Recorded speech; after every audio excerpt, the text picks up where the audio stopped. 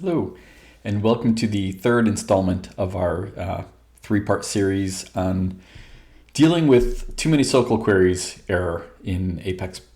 So the first episode we did how to track it down, how to find where in the code to fix it, and in the second one it was actually fixing the problem.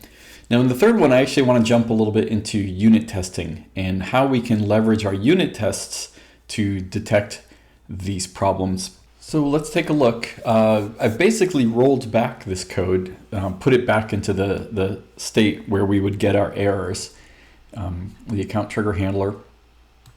And we've got a unit test around this. And what this unit test does is it's got some setup where we set up an account and we set up a contact. And we do a little bit of checking. We change the account's SLA. And if you remember, the business logic is whenever the account's SLA changes, we update all of the context under that account to match.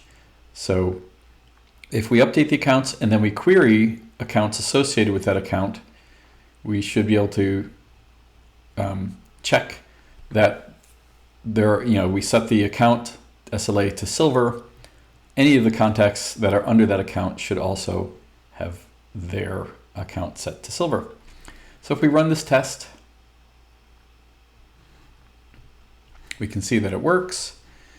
And when we go over to our coverage, we're covered at 90%, basically because there's a safety check here that's actually never going to be a problem unless I have a bug in my trigger, which is not the case right now. So anyway, 90% is good.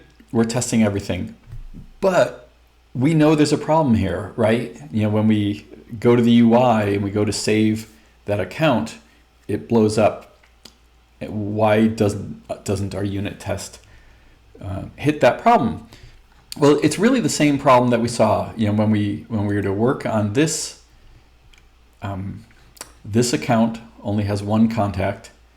And so when we change its SLA, let's say to gold, trigger runs fine. Gene point has like 200 contacts that I automatically generated. So if I change this to gold,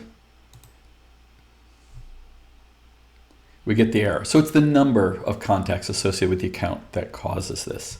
So we can modify our unit test to help us find these things so that we find them before our users do. Hopefully we find them before we push them to production. So one way we can do that is in our setup right now, we're only adding one contact to the account. What we could do is we could set up a loop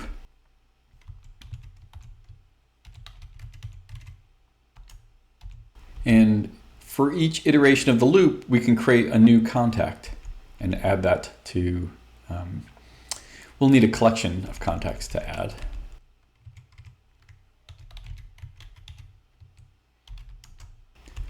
So for each one, and to make them unique, we'll just append the iterator to the name. We'll associate the account to the above account, and we'll insert this contact into our lists. And instead of inserting a single one, we'll insert the whole list. So here, again, we're only running 3, so we don't expect any problems, but let's just run it to make sure we didn't break something. And we didn't. It still works. All of our assertions still pass. Coverage is probably the same. So all good. What's if we were to bump this up to 50? We'll add 50 contacts.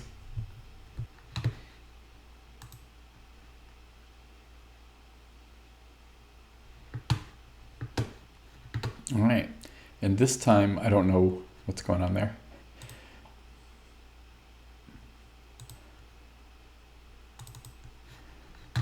And here we see the same thing, too many SOQL queries, 101.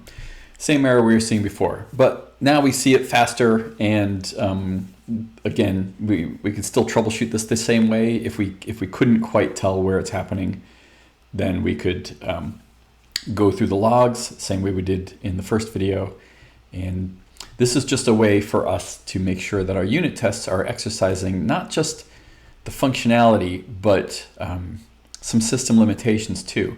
It's always good to do things to take the next step.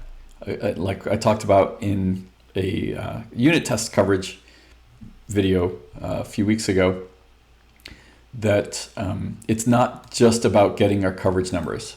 Getting our coverage numbers is great, but we want to actually test that things are working properly. We want to assert the our expectations, and also feel free to throw a little bit of load in your unit tests. It's a cheap way to get some load testing on your system, and again, find some of these errors really quickly.